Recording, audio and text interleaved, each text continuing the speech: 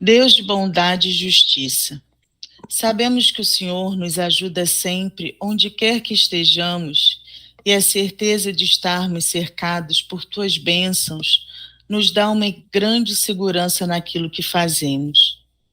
Nós te pedimos, meu Deus, por esta casa de regeneração, para esses nossos irmãos que ora estagiam neste regime de força por terem se esquecido do amor. Compadece-te, Senhor, igualmente de todos os espíritos inferiores que buscam esta casa por sintonia de vibrações, que eles compreendam os seus deveres e que acordem para a luz do entendimento, onde o perdão marca a entrada na pátria da fraternidade. Nós ainda te pedimos, meu Deus, para os espíritos de luz que se aproximam desta oficina de labor, que tenham mais força para entender esse objetivo de trabalho entre os que perderam a razão nos labirintos do ódio e esqueceram os sentimentos da cordialidade e da alegria. Dá coragem a todos os trabalhadores de boa vontade na sequência do porque esse bem é semente de luz que haverá de frutificar nestes corações por hora de pedra.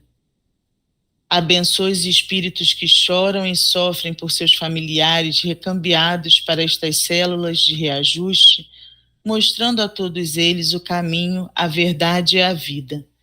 Mas, acima de tudo, que se faça a tua vontade e não a nossa. Assim seja. Dentro daquela cela imunda espiritualmente, víamos clarões de luzes desintegrando miasmas e criando ambientes para pensamentos sadios, de forma que aquele homem pudesse, por vários dias, respirar uma atmosfera que o levasse à modificação das ideias e, pelo menos, começasse a pensar melhor. Abraçamos a todos os componentes da equipe de trabalhos espirituais daquela casa e prometemos voltar quando oportuno. Reunimos-nos todos e começamos a entregar o pessoal às suas respectivas residências. O último a ingressar na carne foi o 2, que acordou com a mente cheia de recordações, disposto a lutar sem parar pelo bem da humanidade.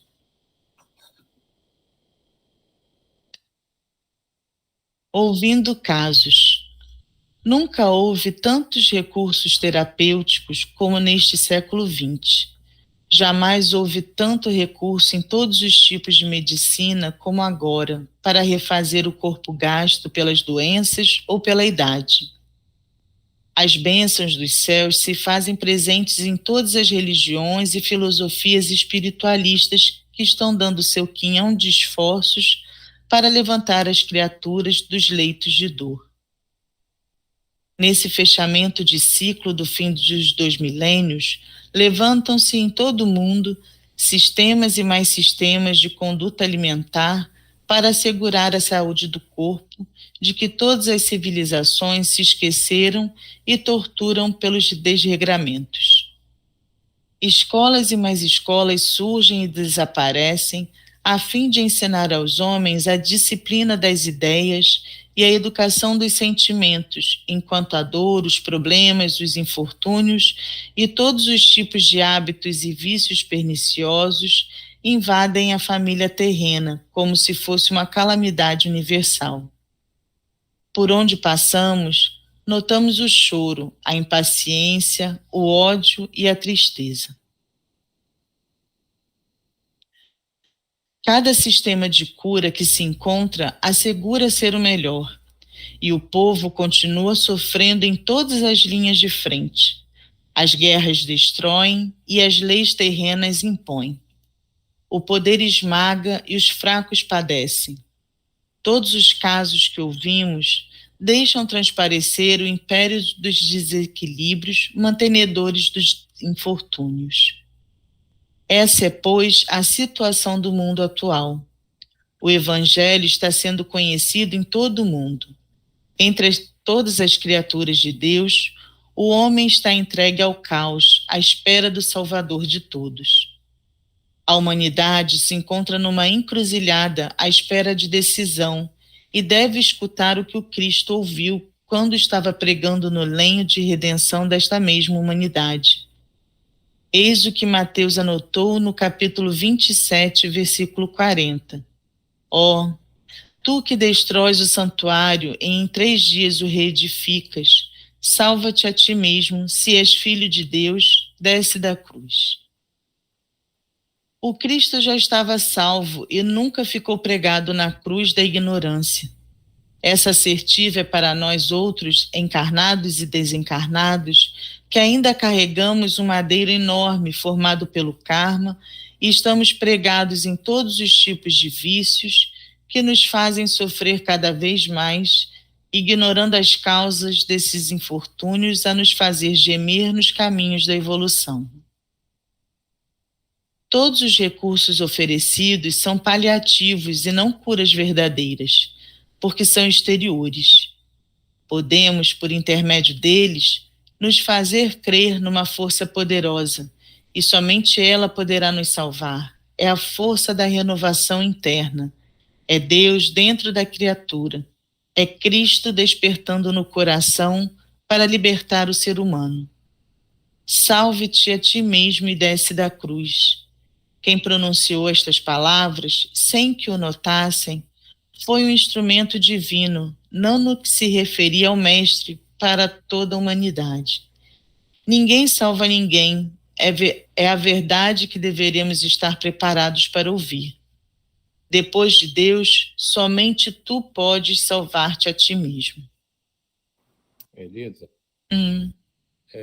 achei muito interessante, né, quando ele fala aí, né, que Jesus na cruz, não sei o quê, que não sofreu nada, né? Isso é uma coisa que às vezes a gente ouve, né? Não, que Jesus sofreu horrores por nós. Ele não sofreu absolutamente nada. Ele já veio sabendo por que ia passar por aquilo e era só uma maneira de nos mostrar, né, uma forma de entender, tentar entender melhor, né, as nossas necessidades, né? Mas, de fato, ele veio para ensinar várias coisas, inclusive ingratidão e outras coisas pelas quais ele passou, mas não, a gente não pode assim dizer, né, que ele sofreu, porque ele não estava ali sofrendo, porque ele sabia o que ele ia passar, ele sabia por que ele tinha que fazer, porque ele tinha escolhido passar por aquilo, né, com a consciência muito tranquila. E quando ele fala aqui, né, uma discussão que a gente já vem trazendo já há alguns dias para trás, né, que ninguém salva ninguém e todos os recursos que são oferecidos aqui são paliativos, né, que até falei já algumas vezes, a coisa da nossa medicina, né, que não cura absolutamente nada. As pessoas acham, né, fiquei curada do meu câncer, fiquei curado não sei o quê. Ninguém ficou curado de absolutamente nada. Aquilo só vai ser curado, como ele diz aqui, quando você, no seu interior, se modificar. É a reforma íntima que muda as suas energias, as suas vibrações, e você vai se curando. Como ele diz aqui, depois de Deus, só você resolve os seus problemas. E isso é importante a gente sempre estar em mente, né? Que não existe, de fato, essa coisa de a medicina daqui, ou a tal forma de agir dali, o benzimento daqui. Isso modifica um estado momentâneo da carne, mas não resolve o problema. E como o problema não foi resolvido, aquela doença que as pessoas acham que foram curadas pode voltar de uma outra forma até, ou na mesma vida, ou numa vida futura, ou 3, 4 encarnações depois. Os nossos problemas reais, de fato, só se resolvem quando nós, no nosso íntimo, começamos a resolvê-los. O resto, como ele diz aqui, tudo que é oferecido é paliativo. Como a gente diz aqui na nossa medicina daqui da Terra, são sintomáticos, você trata sintomas, não cura doenças. Obrigado por chamar a atenção nesse ponto, Silvio. E como nessa leitura é rica, né, que mostra a evolução da medicina, a evolução da ciência e tudo, mas não é isso que está o verdadeiro caminho, né? É no interior, né? Que leitura mais rica é essa, né? Quer dizer, através da reforma íntima, né, que a gente consegue evoluir. Sem a reforma íntima não consegue evoluir, porque a gente vai sair daqui do mesmo ponto que chegou, ou às vezes até regredir, né? Aí tem que repetir o ano, como diz a escola, né? Aí você volta para cá, o Chico falava, né? Esse aí vai voltar várias vezes, porque não aprende, né? E tudo que vem no exterior, a dor, o sofrimento, a ciência ajuda, mas se a gente não trabalhar no interior, essa leitura é muito rica. Podemos, por intermédio deles, nos fazer crer numa força poderosa, e somente, olha o poder, e somente ela poderá nos salvar. É a força da renovação. Gente, esse texto é magnânimo. É Deus dentro da criatura. É Cristo despertando no coração para libertar o ser humano. Agora, isso que o Silvio falou aí no início também, que chamou a atenção, que Cristo, quando foi para a cruz, não sentiu nada, ele não estava na cruz. Ele é espiritualmente tão mais elevado, né? Ele ainda fala, Pai, perdoai, eles não sabem o que fazem. Olha a dimensão dessa leitura, né? E foi muito bom o Silvio chamar a atenção por isso aqui, porque a gente às vezes lê, mas passa despercebido tamanha profundidade desse texto, né? Vamos lá. Eu também quero fazer um comentário. É exatamente sobre essa parte que fala, né? É depois de Deus, somente tu pode salvar-te a ti mesmo. Concordo plenamente com o que vocês falaram em termos práticos. O que eu observo é que quanto mais você entende a sua responsabilidade pelo seu caminhar, pelo seu desenvolvimento, isso também torna mais fácil a relação com as outras pessoas, porque você deixa de ficar cobrando das outras pessoas determinados comportamentos como se elas tivessem obrigações com você. A pessoa que é responsável por você é você mesmo, né? Você não tem como interferir, muitas vezes, no que a pessoa vai fazer, você só pode interferir e decidir qual é a sua ação, como é que você vai reagir, o que você vai falar, o que você vai fazer. E é muito importante, assim, no meu ver, isso para mim foi bastante transformador, essa mudança de perspectiva e do entendimento de que eu sou responsável pelo meu desenvolvimento, pelo meu caminhar, pela minha evolução. Porque às vezes o mesmo fato pode ser olhado de diversas formas diferentes e você pode decidir daquilo o que você vai aprender. Se você vai ficar se lamentando, se você vai ficar remoendo, ou se você vai ter uma compreensão maior e olhar de uma outra forma e abraçar amorosamente aquele sentimento e deixar que apenas o aprendizado fique e as dores passem. Então, também é um trecho que, para mim, me tocou bastante. E você tocou num ponto, Elisa, que é muito, muito assim, ligado intimamente a todos nós aqui na Terra, porque essa coisa do proteger, querer que sempre aquela pessoa que a gente protege faça o que na nossa cabeça é o caminho que ela tem que seguir para ser feliz, para conseguir as coisas, é muito forte na relação pai e filho, né? Porque a gente tem uma cultura que os pais têm que cuidar dos filhos. Isso é até verdade do ponto de vista fisiológico, enquanto a criança é muito pequena, que ela não pode tomar conta de si realmente. Mas mesmo nesta fase, por um bebê de colo, ele toma as decisões dele à revelia da sua vontade. E acho que todo mundo aqui já passou por isso em algum momento da vida, que você está tão envolvido, quer tanto ajudar, que você realmente quer que a pessoa faça exatamente o que você está pensando que precisa ser feito. E, pelo menos agora vou dizer por mim, né? Não vou envolver vocês nisso, né?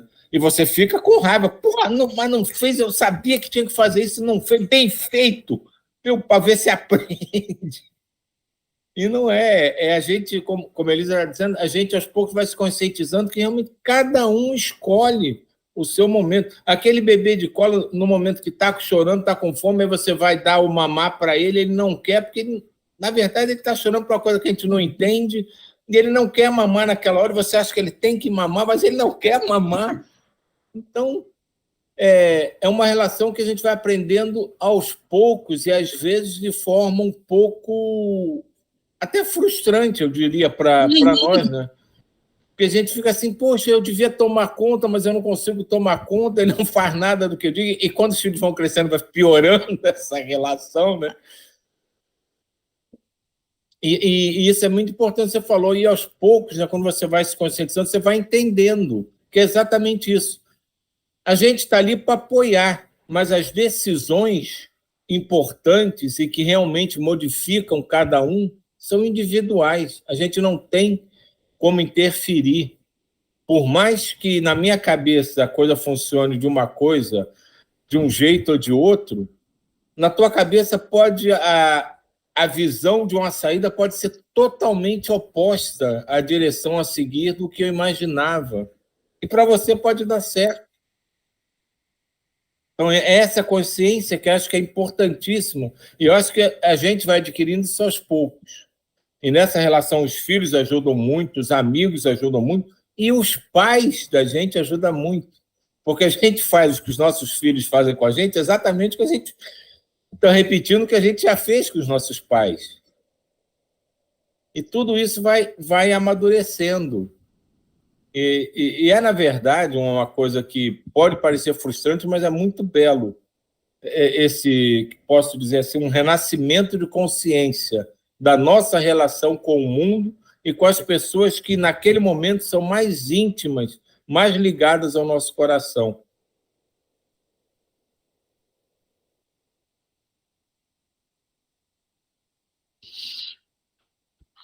Bem, Verdade.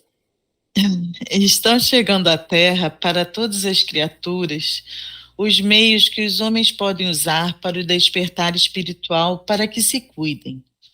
Observa um pouco as coisas físicas a fim de entender as leis espirituais. A água existe nos rios e no seio da terra, mas se os homens não trabalharem para trazê-la ao lar, do lar à vasilha e daí à boca, morrerão de sede, contemplando esse líquido sagrado. Assim é com a comida, a veste, a comunicação, o transporte, o remédio, a instrução. A nossa parte é, por assim dizer, intransferível. Quase todos se esquecem dessa verdade e esperam que a cura, o bem-estar, a felicidade venham de fora. Esperam o Cristo exterior que já veio e que eles não conheceram. A volta do Cristo, meu irmão, é pelas vias internas. O Evangelho em si não salva ninguém, só a sua prática é portadora da salvação. A felicidade é a harmonia de todos os corpos dos quais se serve o Espírito, é a tranquilidade imperturbável de consciência, e para alcançar este estado d'alma, necessário se faz viver as leis naturais estabelecidas por Deus. E antes que despertemos totalmente para isso, tenhamos paciência com o que vier ao nosso encontro. A dor não sairá do mundo, nem dos homens, enquanto existir ignorância no estatuto universal da criação. Vamos modificar nossa conduta, trabalhar nisso todos os dias, horas e minutos, condicionando os preceitos mais puros no coração, porque o tempo é o agente da justiça. Vamos colher o que plantamos. Caraca, eu achei esse parágrafo profundíssimo. Quando ele diz que a gente ouve tanto, né, que Jesus vai voltar, que Uhum. não sei quem vai voltar. E quando ele diz aqui, ele já teve aqui. O retorno que tanto se fala é você finalmente compreender dentro de si o que ele ensinou. Então, achei isso assim fantástico. Eu nunca tinha pensado sobre esse aspecto. Sempre que se fala, né, que o retorno de Jesus, tem até uma série de livros do Yogananda que eu tenho que ler, né, a volta o retorno do segundo Cristo, um negócio assim, é como se ele fosse voltar, né, que não é aquela coisa de que a gente está esperando, como ele fez há 2000 anos atrás, passar aquele trabalho todo para vir aqui como homem para demonstrar uma coisa que ele já demonstrou, ele já disse que a gente tinha que fazer. Então, encarar esse retorno do Cristo como a nossa reforma íntima, que de certa forma vai nos aproximar mais do Cristo, é uma maneira de enxergar que eu não tinha prestado atenção até o momento dessa leitura aqui. Já li esse livro 3 vezes.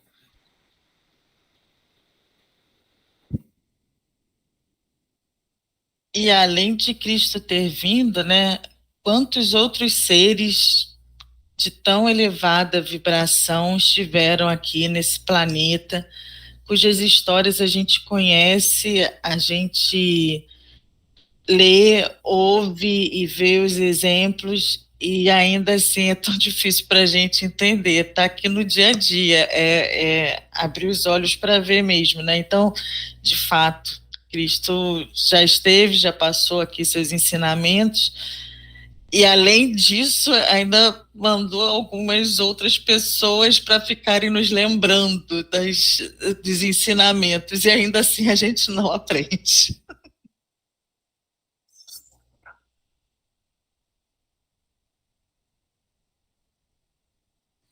E tudo está na reforma, já está dando 8h29, e tudo está na reforma íntima, né? Como começou o texto aí. É. Tudo, porque é aquela parábola, né? A gente enxerga o cisco no olho do outro e não enxerga atrás dos nossos olhos. A partir da reforma íntima, né? Ele fala, termina o parágrafo que você terminou de ler, e fala assim, trabalhar nisso todos os dias, horas e minutos, condicionando os preceitos mais puros do coração, que Jesus ensinou, né? Amar o próximo como a ti mesmo. Porque o tempo é o agente da justiça. Vamos colher o que plantamos. Gente, a lei do retorno, ela é infindável. Se a gente plantar laranjeiras, vamos colher laranjas. Melancias, vamos colher melancias, né? Então, vamos plantar o bem.